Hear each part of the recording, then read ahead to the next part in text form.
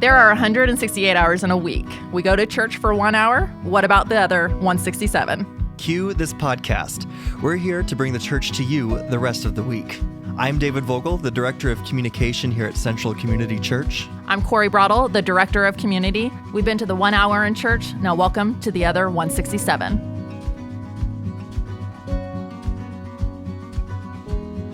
We are here today with Nicole Varner.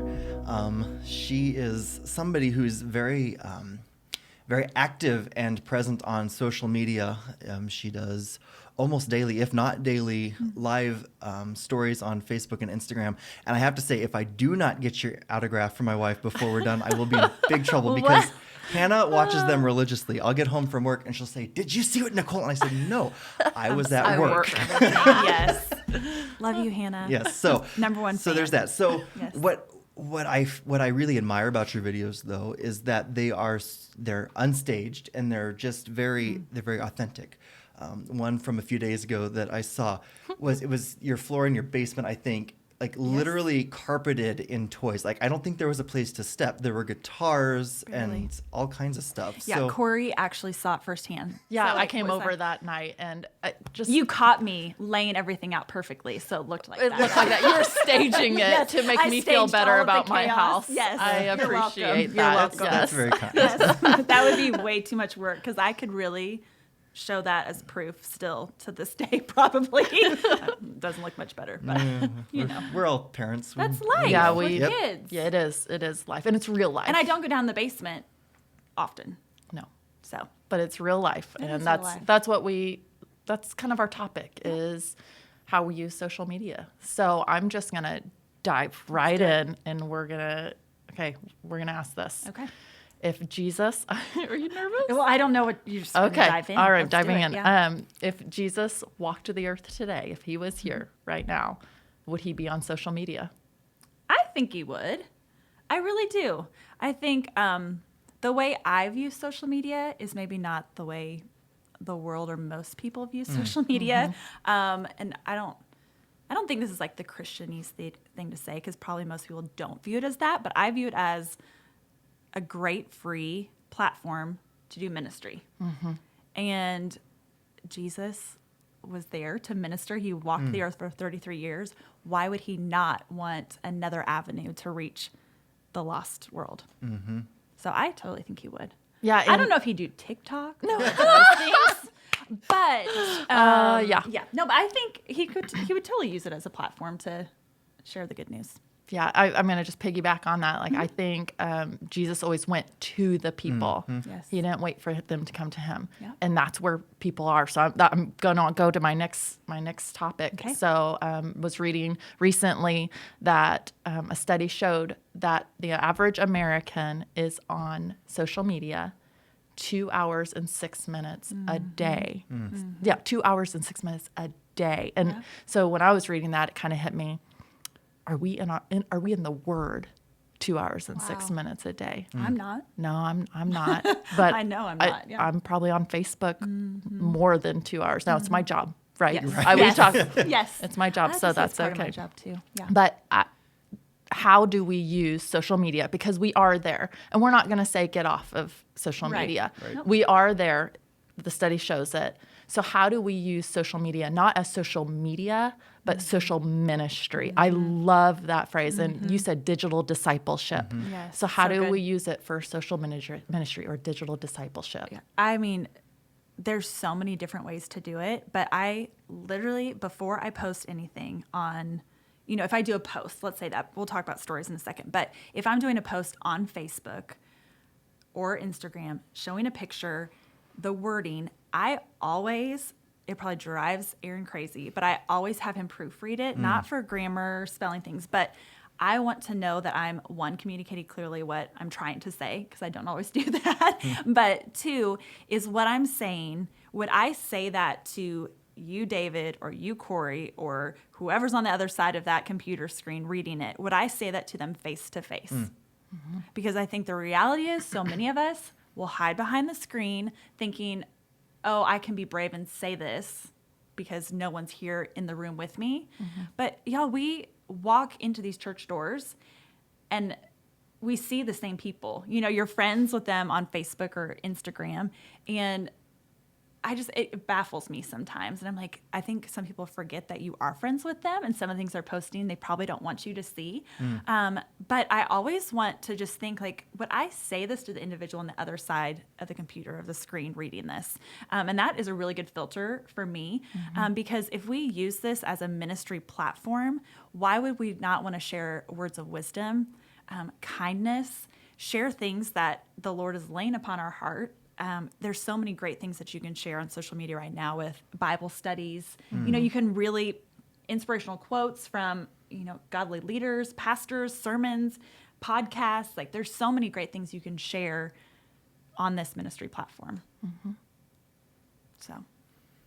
So with your stories, let's talk about those. For those who are maybe listening who don't know what a story is, like me, because I don't do them, they're videos that are only available for 24 hours on your profile, and then they're gone. Yes. So like, kind of what's your approach to those? And like, you do them pretty regularly. Kind of what's your inspiration? What's your reason for doing it?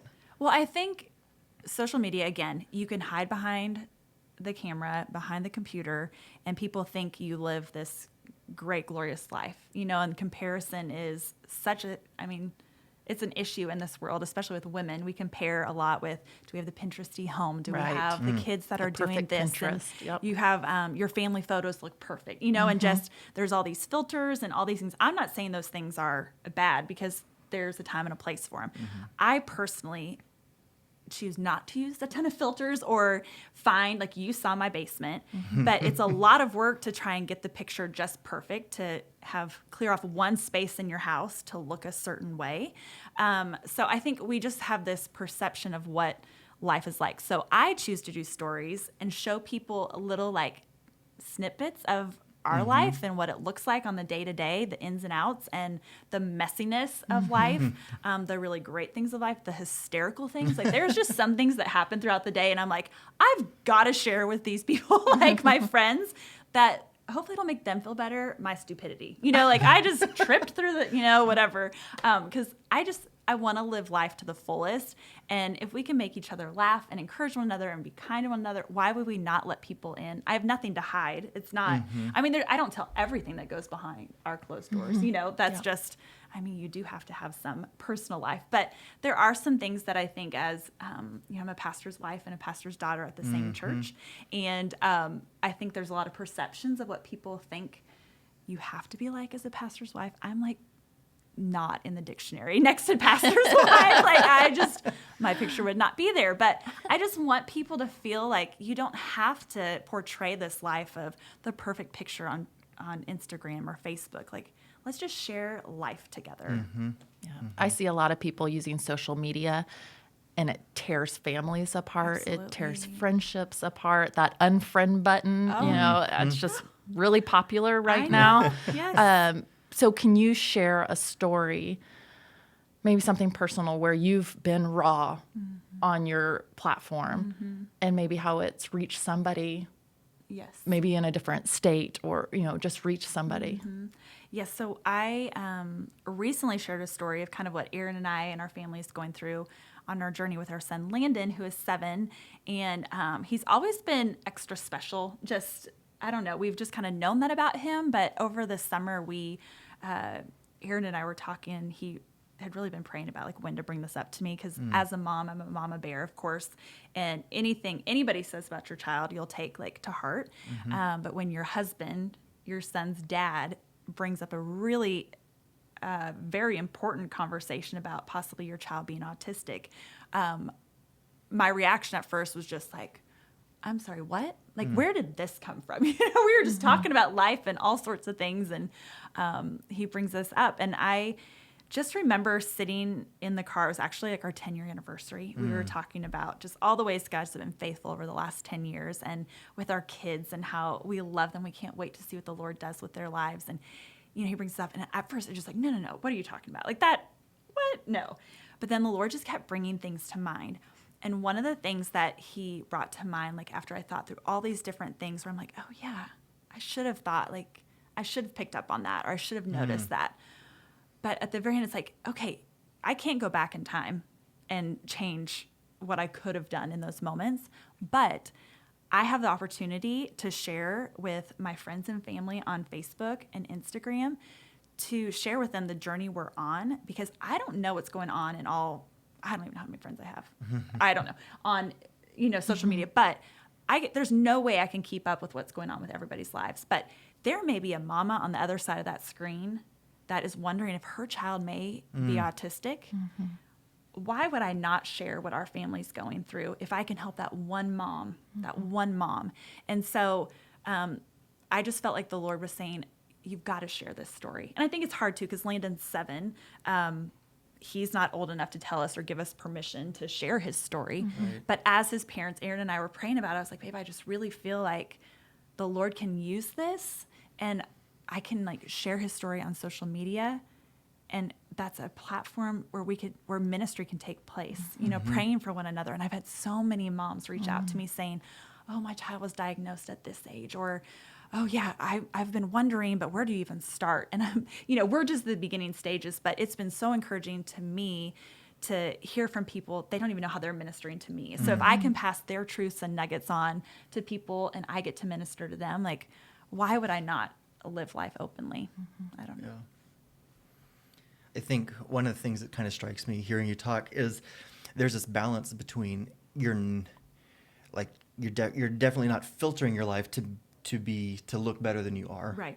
But there is a filter of what is beneficial, what builds people up, what's going to, so to some extent you are being very intentional in what you're posting, and not just anything that comes to mind. It comes back to, is it true? Is it helpful? Right. Is it kind? That's Right.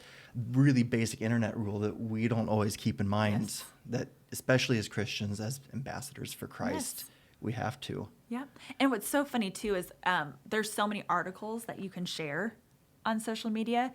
I'm the worst. I read the headline of the article yeah. and I just assume I know what it's about. Yeah, I've fallen for that trap. I know. Yeah. I'm like, oh yeah, this is definitely happening. Aaron's like, no, actually it's not. But, so he reads all the articles, but that's why I don't share, because I will miss out, or I'll skim through it and miss out very important pieces of information.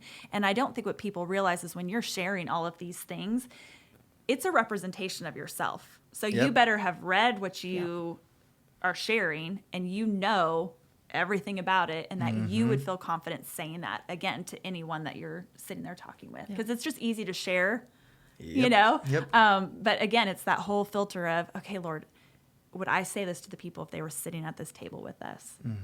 I don't know. It's just a good little filter check for me. Yeah. I think what strikes me about the internet, like you say, you have so many friends, you don't know where what your words are going. They could be going anywhere. And it really reminds me of Jesus' words in the Great Commission.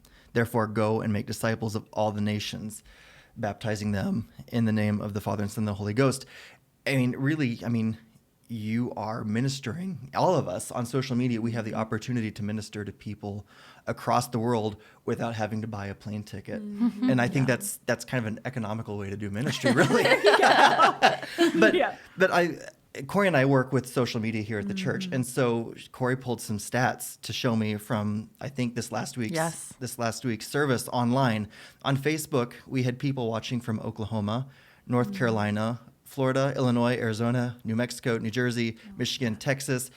We have people watching very regularly from the United Kingdom, and they're interacting with us online. And we even have an active life group in Maryland. Yep. So, that's just a really great picture of how far something here in Wichita, Kansas, or anywhere can go.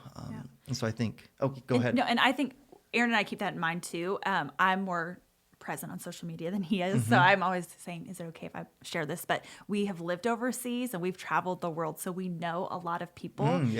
So it's really important that we are communicating clearly how the United States really is. Does that make sense? And not to be put, this is how, because let me tell you, the world sees the United States differently than we do. Just like when you live in Africa, you see things differently than we see it here. Life is different everywhere you live. So portraying the truth and being, who God has called us to be, and not being scared to share the things of, as Christians, what life looks Yeah, like. it's a reminder for all of us believers that on social media, the amount of impact we could have and how to use that Yep. for good and for the glory of God, Yes. and not just for the likes. Yes, That's exactly. right. Exactly. That's right.